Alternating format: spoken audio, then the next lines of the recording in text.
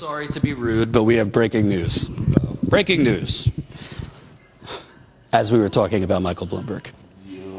The DNC has changed its rules for participation in the Democratic primary debates, eliminating the individual donor requirement. Of course they do. This could allow Michael Bloomberg to participate in debates after the February 11th New Hampshire primary. Let him.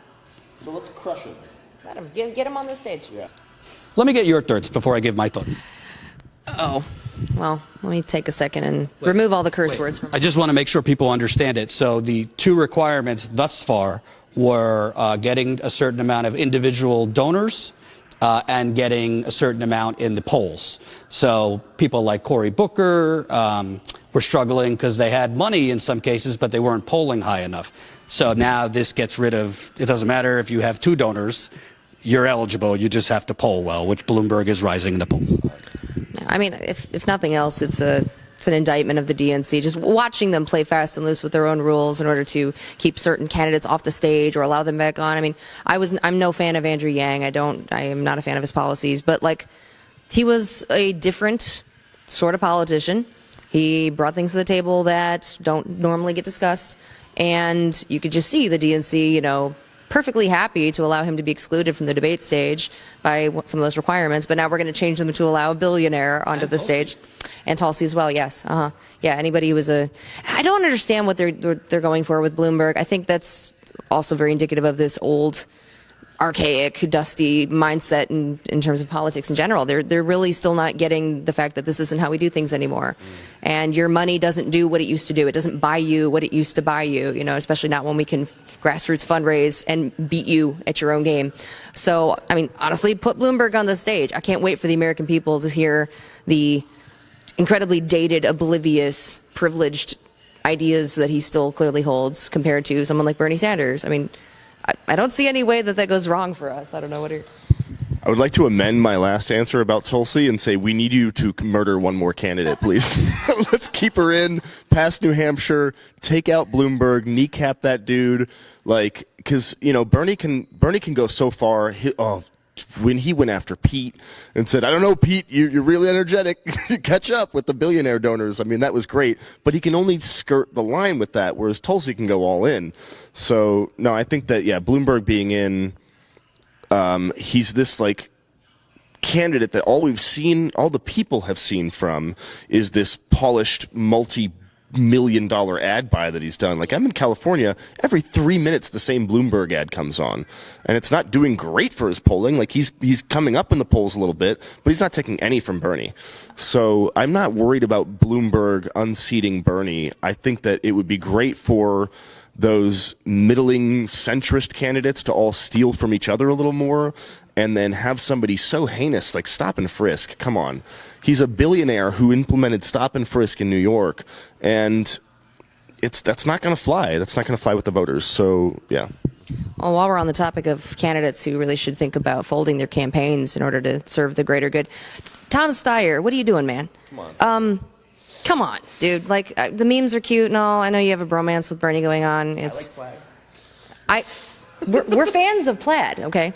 But your whole thing is you're the climate candidate, and yet Bernie's the one with the most aggressive Green New Deal. Bernie's the one being endorsed by the Sunrise Movement and other environmental groups. Like, you don't have a viable path to the presidency. If you really care about these issues that you claim to care about so much, you got to see this is not the era for these, like, you know, rich guy Batman Messiah complex. This is just, dude, you could do some good, really. If you want to be seen as a good billionaire, we may make some allowances for you when the revolution comes if you're willing to throw support behind the clear front runner and the person that we need in office right now. Just come on. That money can buy a lot of guillotines. So I have a very, very, what do the kids call this? Hot take? Hot take. I have a hot take on this. The DNC and the Democratic Party has just decided they view it as to not make the same mistake that the Never Trumpers made. Because the Never Trumpers did not organize early enough and coalesce, they did not coalesce around one person early enough, and they did not coalesce around like an actual mission, like obviously to stop Trump, but like how to do it. I think this is the DNC and Barack Obama behind the scenes realizing Joe Biden is a dead duck. Yeah. I think Biden's internal polling, remember, public polling is different than a campaign's internal polling. Yeah. So Warren, in my view, the reason that she took the extreme measure to basically breach a private conversation with your political ally and friend, even if Bernie said it, which it's hearsay, who knows what he said, I think he probably said, are you prepared for the sexist onslaught that's going to come? And she interpreted it as him saying a woman can't win. This happens all the time, where you say one thing, somebody hears another thing, and it's a game of telephone. But from what I hear, her internal polling and her campaign was worse than the public polling. She had to do something, and that's what she did. So if the DNC is, before the Iowa caucus, basically just opening the door for Michael Bloomberg, to me, they're realizing we got to jump ship here. Biden is touching people. His campaign is not even allowing him to talk to the press. His eyes bleeding. If you were here earlier, his campaign, instead of having him actually answer reporters on their questions about Social Security, they are handing talking points out. They're handing out like a little book report to reporters. To me, this is them jumping ship, because if they're going to allow him to enter debates after New Hampshire, the reason they would be doing that is they are envisioning a possible scenario where Bernie wins Iowa and New Hampshire, and we need to do something, because obviously they're seeing Biden is like a horse in the Kentucky Derby that starts out decent but is just hobbling along. To me, this is wrapping around Bloomberg. We could discuss whether Bloomberg would be a good thing or a bad thing, but the one bad thing about Bloomberg, yes, I agree with you that we're in a different time, but we're not even going to have to wait for the Republicans with the ads about Bernie being a communist, the ads about, I mean, Bloomberg will spend $500 million, $1 billion. This is what narcissists do. He thinks he is a messiah trying to stop Bernie Sanders.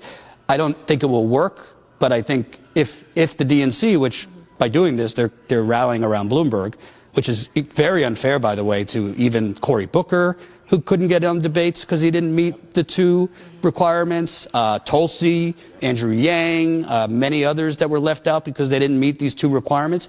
This is what rigging is. Do you see it how I see it, that this is them coming around Bloomberg? Yeah. Yeah, I mean, this is, and it's odd that, like, it's just so myopic that to think that this billionaire who was a Republican is going to actually dethrone or unseat Bernie at this populist movement. It's really wild. I think he doesn't really represent much other than moneyed interests. He's talking about reparations, but he doesn't really mean it. I think that the move here for us, Bernie supporters and anyone who wants to stop him, is like, take a job with this campaign, take that money and tank it. Like, I don't know. See how quickly you can get fired. Yeah. Yeah. No, I do get the impression that that's probably what they're going for. My question would be, is it not already a little bit too late? Can you actually transfer enough of Biden's base at this point to Bloomberg in the time you would need to in order to stop Bernie's momentum?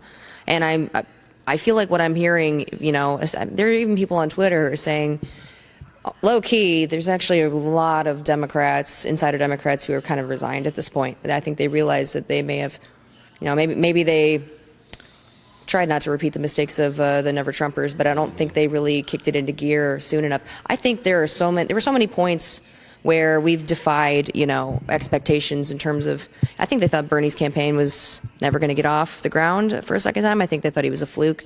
I think they thought he was a novelty. And when he was running against Hillary, sure, he got a lot of support, but why would he get that, you know, that kind of support in a field of all these diverse, interesting, you know, in their minds, candidates who they probably assumed would take some of that support off? The heart attack thing, you know. They thought he was there. There's all kinds of tweets you can find now that are aging like milk from, you know, Tom Watson and all the other the pundit class saying, oh, this is it, Scott, he's dead. He came right back, you know. And every single time they try to hit us with something, they're not getting the results from it that they were hoping. That PAC that it's like a pro-Israel PAC that just dropped to 700,000. Yes, they just dropped a huge ad buy. Bernie raised $1.5 million or 1.3, something like that, same day. You know, they're throwing these things at us that I think they figured would probably take us out, and it's not. And I think they're kind of saying, oh crap, we didn't take this seriously enough. We really thought we were banking on some of these strategies working, and they're just not. I mean, if it was earlier in the primary cycle, maybe this Bloomberg gambit would maybe have the effect that they're wanting, but I don't know that I see that. I don't know what they think putting him on the debate stage is going to do. Hope you enjoyed that last video. Hop on over to statuscoup.com where you can sign up for our email list and become a member for as low as $5 to $10 a month. Membership is how we grow. That's statuscoup.com/join. And remember, join our email list so we can grow the revolution with you.